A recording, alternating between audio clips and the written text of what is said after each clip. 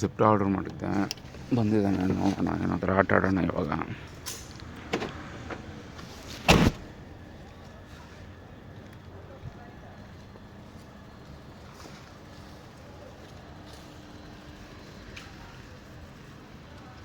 ಏನಪ್ಪ ಹುಡುಕ್ತಾ ಇದೆಯಾ?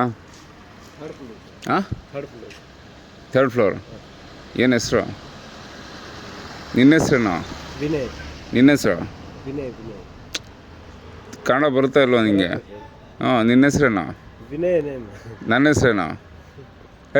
ಅಲ್ಲಿ ನೋಡ್ಬೇಡ, ಹಂಗೆ ಹೇಳು. ವಿನಯ್. ನೋಡಿ, ಜಿಪ್ಟೋ ಹುಡುಗ.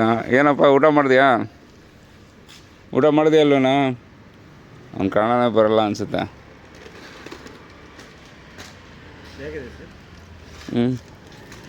ಬ್ಯಾಗಾ ಕೊಡು, ಬ್ಯಾಗು ಕೊಡು, ಕಾಸು ಕೊಡು.